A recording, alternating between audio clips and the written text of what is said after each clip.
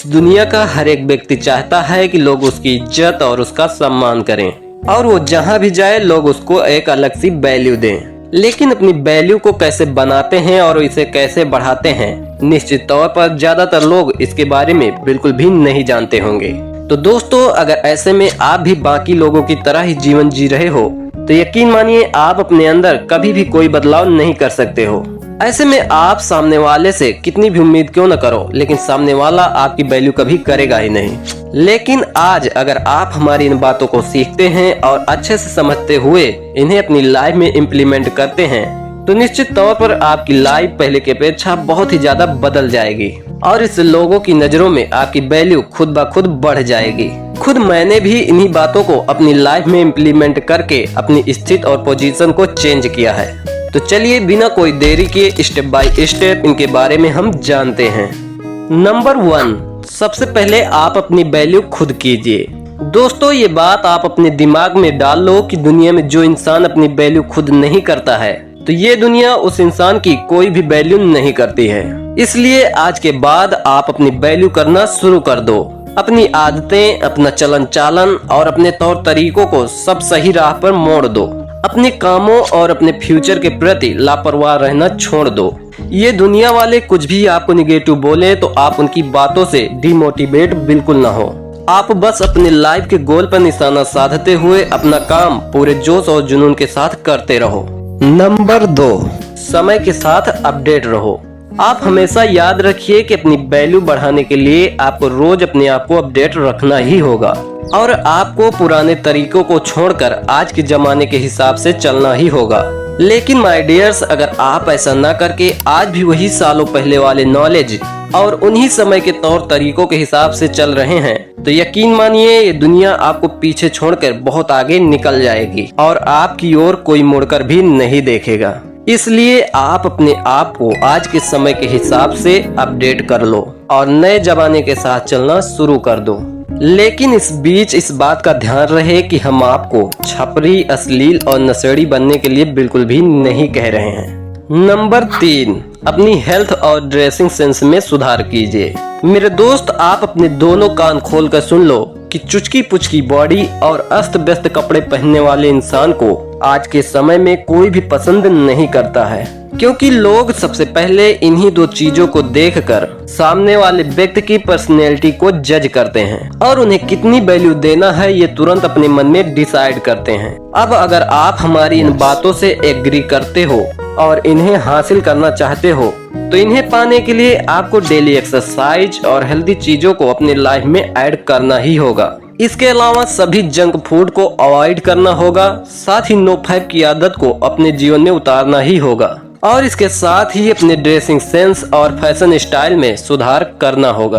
यहाँ पर आपको सबसे ज्यादा ध्यान इस बात पर देना होगा कि जब भी आप कपड़े खरीदो तो आप क्वालिटी के साथ साथ अपने फिटिंग को देखते हुए और अपने बॉडी के कलर के हिसाब से आप पर जचने वाले कपड़े ही खरीदो।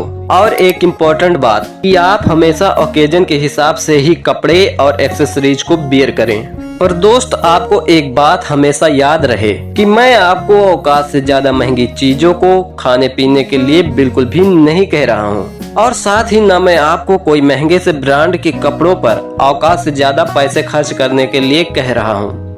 नंबर 4, अपना ज्ञान बढ़ाओ। ज्ञान बढ़ाने से मेरा मतलब ये नहीं कि आप दुनिया भर की जानकारियों को बटोर कर रखो, बल्कि मेरा कहने का मतलब ये है कि आप अपने फ्यूचर और प्रोफेशन को लेकर हमेशा कुछ नई और काम की चीजें सीखते रहो और इसके साथ ही आपको किस जगह पर बोलना है, कहाँ पर चुप रहना है, आपको किससे किस प्रकार की बातें करनी है, कहाँ कैसे पेश आना है और इसके अलावा आपको सफलता कैसे मिलेगी, अपनी समस्या को कैसे निपटाना है, आदि चीजों के बारे में गहराई से सीखकर आप अपने ज्ञान को हमेशा बढ़ाते रहो। नंबर 5, किसी के ऊपर डिपेंड मत रहो। मेरे दोस्त, आप अपनी और अपने लाइफ की जिम्मेदारी खुद लो। आप किसी के भी ऊपर बोझ बनकर मत रहो, क्योंकि जब आप दूसरों पर डिपेंड रहते हो तो दूसरों की नजरों में आपकी वैल्यू डाउन हो जाती है। लेकिन इसका मतलब ये नहीं कि आप किसी से कोई मतलब ही न रखो।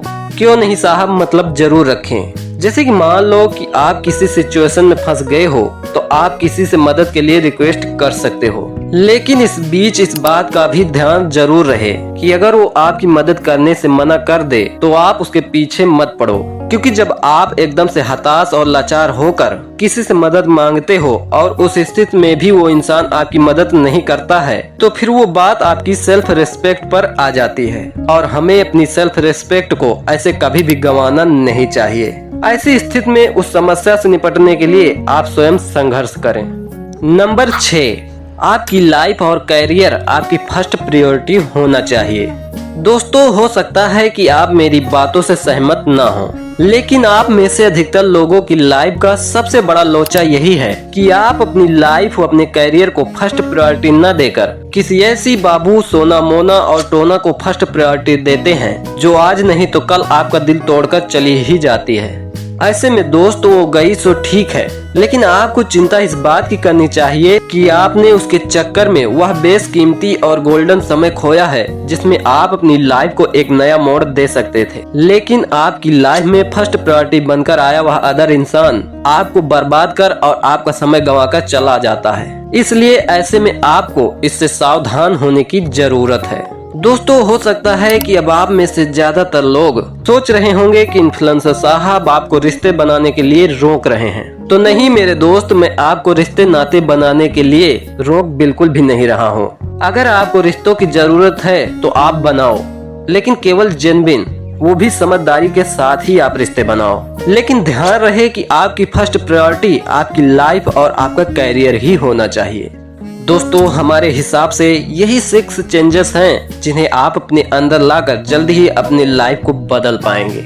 और अंत में आपके लिए हमारे शब्दों और हमारी वीडियो की वैल्यू सिर्फ इतनी है कि इस वीडियो को लाइक और इस चैनल को सब्सक्राइब करे बिना आप रह ही नहीं पाएंगे। प्लीज यार, आप अपने दोस्त की उम्मीद को तोड़ना मत। धन्यवाद।